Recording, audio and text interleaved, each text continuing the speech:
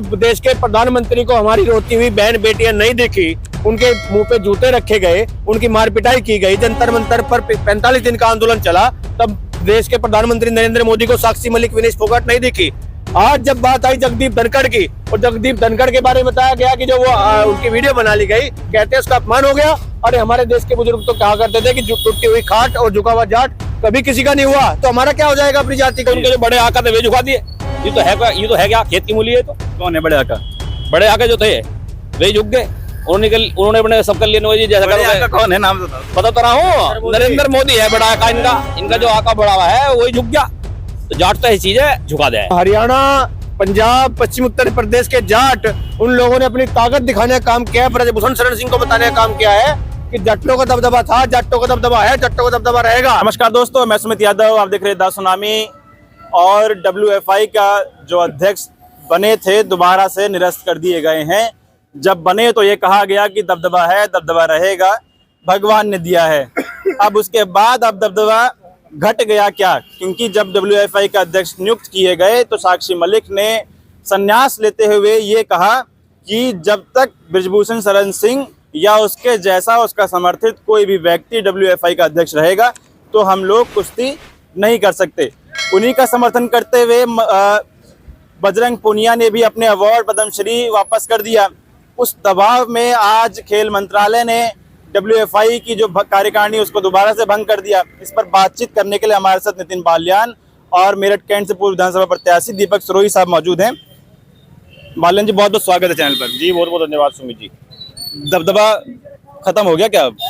देखो, दबदबा ब्रजभूषण शरण सिंह ने कहा था कि हमारा दबदबा था, दबदबा है और दबदबा रहेगा। लेकिन हम बताना चाहते हैं कि हम पश्चिम उत्तर प्रदेश के रहने वाले लोग हैं, और पश्चिम उत्तर प्रदेश के लोगों के बारे में कहा जाता है कि ये लोग दिल्ली के इतने नजदीक रहते हैं कि जब चाहे हम दिल्ली पे कब्जा कर सकते हैं। तो अब हरियाणा, पंजाब, पश्चिम उत्तर प्रदेश के जाट उन लोगों ने अपनी ताकत दिखाने का काम किया है, ब्रजभूषण शरण सिंह को बताने का काम किया है कि जट्टों का दबदबा था, जट्टों का दबदबा है, जट्टों का दबदबा रहेगा।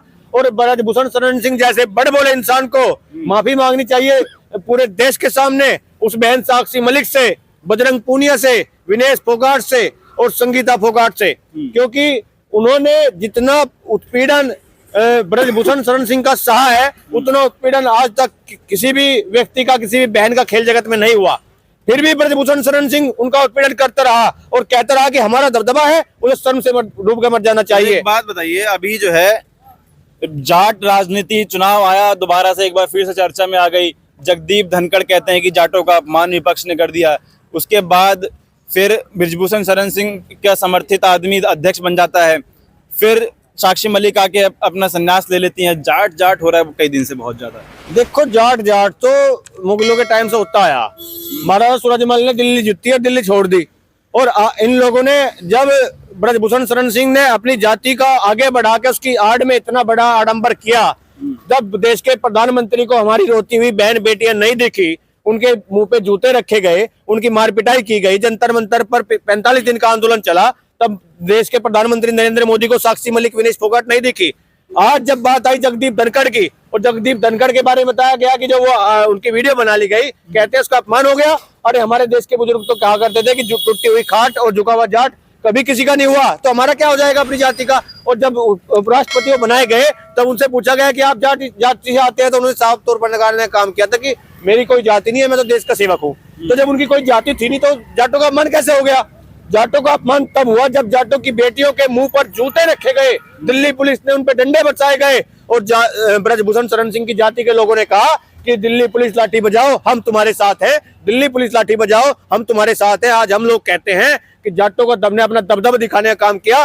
ब्रजभूषण शरण सिंह ने पैसे के बल पर, सरकार के बल पर, बाहुबल के आधार पे उसने अपना समर्थित व्यक्ति संजय सिंह को WFI के अध्यक्ष पद पर बैठाया।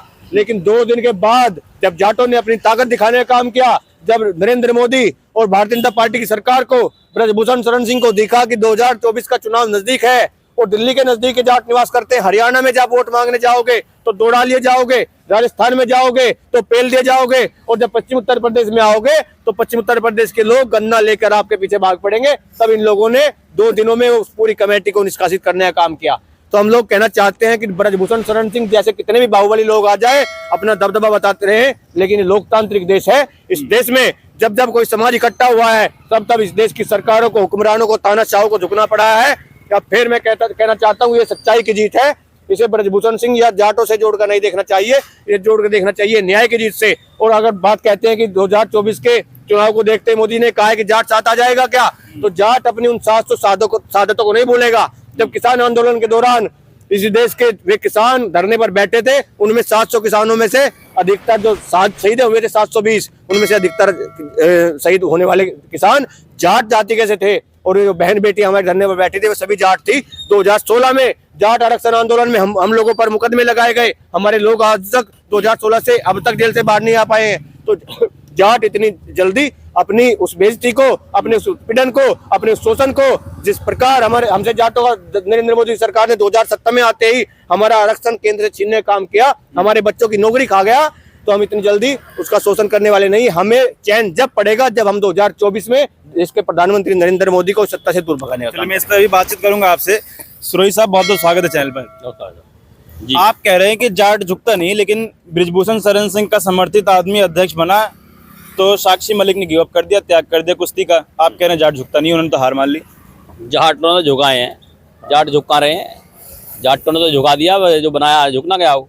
कुश्ती क्यों त्याग दी साक्षी मलिक ने? कुश्ती इसलिए त्याग दी भैया, कुश्ती का मतलब ये होता है जो आदमी कुश्ती कर रहा है, जो अपना पूरा मान सम्मान उसमें लगा रहा है, जी जान से लड़ रहा है, और फिर उस पर जो इल्जाम फर्जी तरीके से इल्जाम लगाकर बोले जाट बोले रहे हैं ज्यादातर, तो जो है थोड़ा भावुक तरीके से हो गए। अब थोड़ी के जाट जब दब जाएगा, जाट तो इलाज करेगा, इलाज कर देगा आपकी बात। किसका?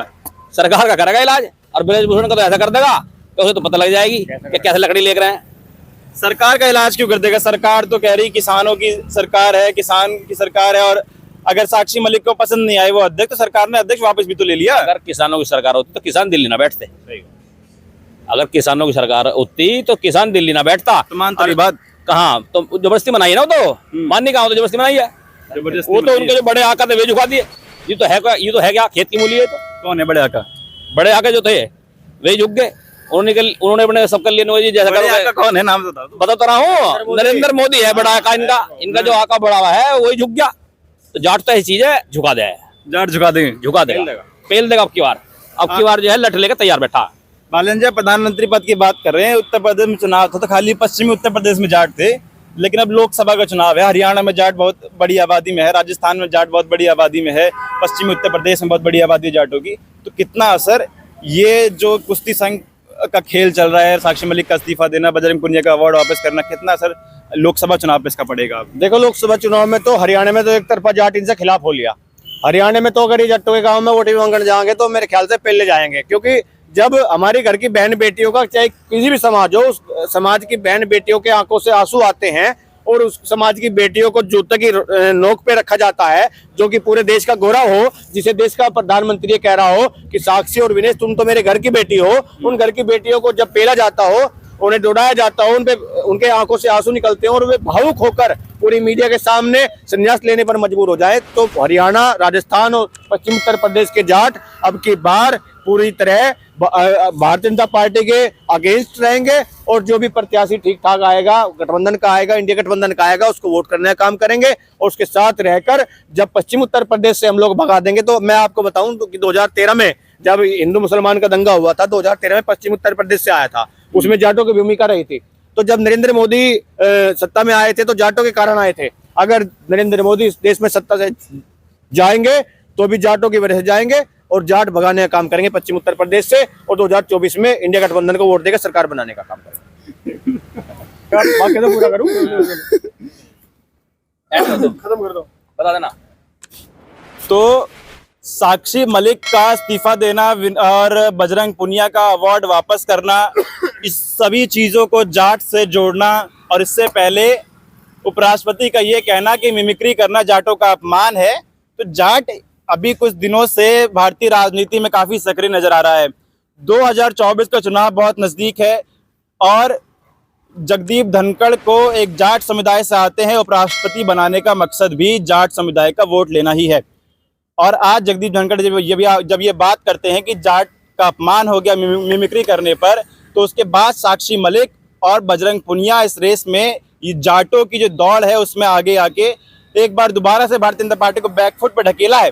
तो 2024 के चुनाव में अब किस तरीके से आप लोग क्या सोचते हैं कि हरियाणा, पश्चिमी उत्तर प्रदेश, राजस्थान, यहाँ जो जाट बहुसंख्यक आबादी में है, जाट की आबादी बहुत ज़्यादा है, किस तरफ जाट जाएगा?